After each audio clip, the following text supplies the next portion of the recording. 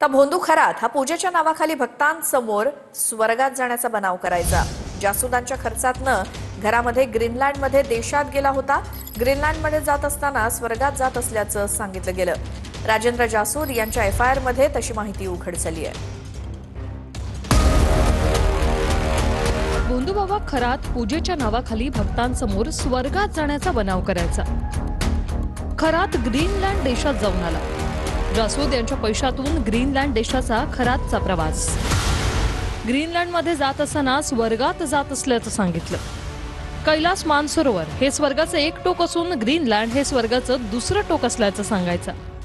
तुमच्यासारखे भक्तगण लाभल्यानं स्वर्गात जात नसल्याचं सांगायचा। तुमच्यासाठी भारतात येतोय असं सांगून स्वर्गात जाण्याचा प्लॅन रद्द केल्याचं सांगायचा। भोंदू बाबा अशोक खरातचा पिस्तूल परवाना रद्द। शस्त्राचा गैरवापर झाला आहे का याबाबत शंका उपस्थित। जिल्हा प्रशासनाकडून परवाना रद्द करण्याची कारवाई। शंका उपस्थित झाल्यानं जिल्हा प्रशासनाकडून पिस्तूल परवाना रद्द। उच्च पदस्थ महिला अधिकाऱ्यांनाही खरातने जाळात ओढल्याची माहिती समोर आली। एका बड्या अधिकाऱ्याची पत्नीही खरातच्या जाळ्यात अडकली। पोलीस तपासात धक्कादायक माहिती समोर। दोन्ही महिलांकडून खरात विरुद्ध तक्रार केली जाणार।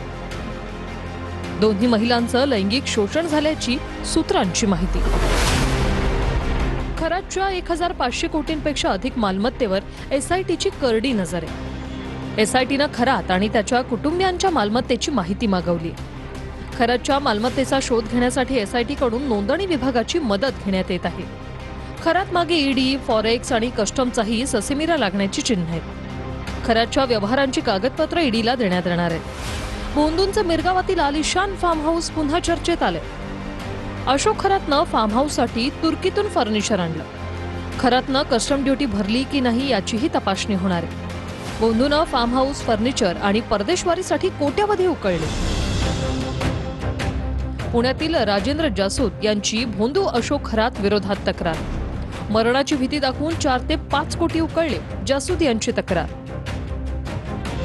1.5 वर्षापूर्वी भोंदू बाबा खरातला अर्धांगवायूचा झटका आल्याची माहिती आहे। शक्तिवर्धक औषधांच्या अतिसेवनामुळे खरातची प्रकृती बिघडली होती।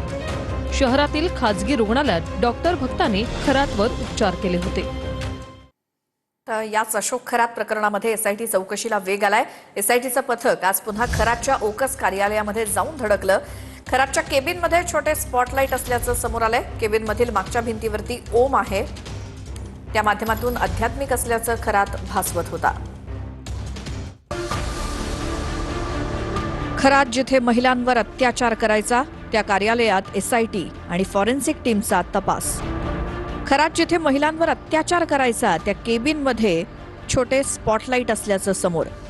केबिनमध्ये फोकस लाईटच्या मागच्या भिंतीवर ओम आहे, या माध्यमातून खरात आध्यात्मिक असल्याचं भासवून प्रभाव टाकायचा। बाहेरच्या बाजूला भारताचा राष्ट्रध्वज भिंतीवर लावलाय। पीडित महिलांचे कुटुंबीय बसायचे तिथे राष्ट्रध्वज लावण्यात आलाय। तर महिलांसोबत केलेलं कृत्य हा एक विधीचाच भाग असल्याचं अशोक खरातचं म्हणणं आहे। पोलीस चौकशीमध्ये भोंदू अशोक खरातचा हा अजब दावा समोर आलाय। अशोक खरातचा कोठडीत देखील मंत्र जप सुरू असल्याची माहिती सूत्रांनी दिली आहे। मी ज्यांचं भलं केलं तेच माझ्यावरती उलटले, माझ्या अंतर्मनानं मला धोका दिला, अशी उद्विग्न प्रतिक्रिया चौकशी दरम्यान अशोक खरातनं दिल्याची माहिती सूत्रांकडून मिळाली आहे। त्यामुळे यापुढे मी फक्त महिला आणि अल्पवयीन मुलींचं लैंगिक शोषण केल्याप्रकरणी पोलीस कोठडीत असणाऱ्या भोंदू अशोक खरातनं पोलीस तपासात अजब दावा केलाय।